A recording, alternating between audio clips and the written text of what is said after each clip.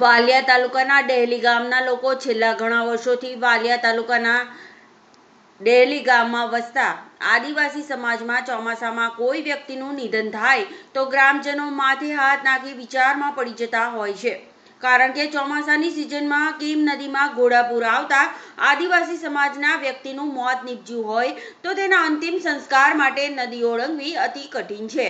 તો પણ ગ્રામજનો કમર કે ઘૂંટણ સમા ધસમસતા પાણીના પ્રવાહમાં જીવના જોખમે કીમ નદી પાર કરી આદિવાસી સ્મશાનમાં અંતિમ ક્રિયા માટે જવું પડે છે.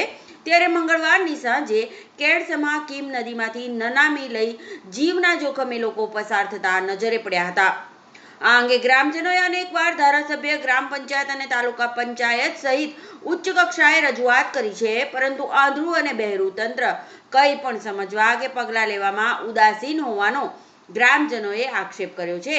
ત્યારે વહેલી તકે અંતિમ સંસ્કાર માટે લોકો નનામી લઈને જઈ શકે એટલું નાળું બનાવી આપે એવી માંગ કરવામાં આવી છે. મારું નામ સંજય કુમાર છે. મારું નામ સંજય વસાવા છે. હું ડેહલી ગામનો વતની છું. અમારે અહીંયા આદિવાસી સમાજમાં કોઈ પણ મૃત્યુ થાય ને તો અમારે એમને લઈ જવા માટે અમારું સ્મશાન ડેહલીના કીમ નદીની પેલી પાર આવેલું છે. તો અમારા વસાવા સમાજનો અહીંયા બહુ મોટો સમૂહ છે. અહીંયા કોઈ બી મૃત્યુ થાય ને તો અમારે એને લઈ જવા માટે, નનામીને લઈ જવા માટે અહીંયા વરસાદ ના હોય તો કેડસમાં પાણી, અને જો આગળ વરસાદ હોય તો અમારે ગળા ડૂબ થઈને પણ એ નનામીને પેલે પાર લઈ જવું પડે છે. આવી તકલીફો અમારે વર્ષોથી ચાલી આવે છે અને અમે આગળ પણ રજૂઆત કરી છે, પણ હાલ એનો કોઈ નિકાલ થયો નથી. તો અમારે તંત્રને એટલું કહેવા માંગીએ છીએ કે કોઈ થોડું એવું બજેટથી એને પેલે પાર અમારા સમાજના નનામી લઈ જઈ શકે એવી કોઈ વ્યવસ્થા કરી આપે તો એમનો ખૂબ આભાર. ડેહલી તાલુકાનું વાલિયા તાલુકાનું ડેહલી ગામ અને પારસી ફર્યું, ટીંબા ફર્યું અને પીઠોરમાં કોઈ બી મૈત થાય તો અમારે સ્મશાન છે નદીની પાર છે, પેલી બાજુ કીમ નદીની પાર.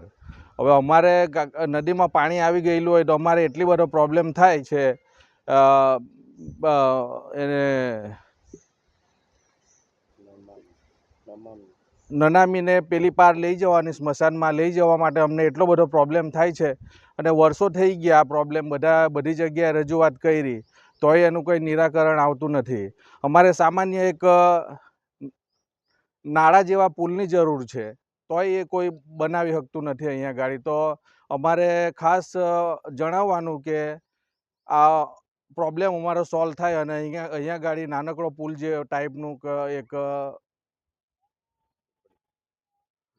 સુપડી જેવું બની જાય તો અમે પેલી પાર અમારે નનામીને લઈ જવા માટે અમને સરળતા પડે.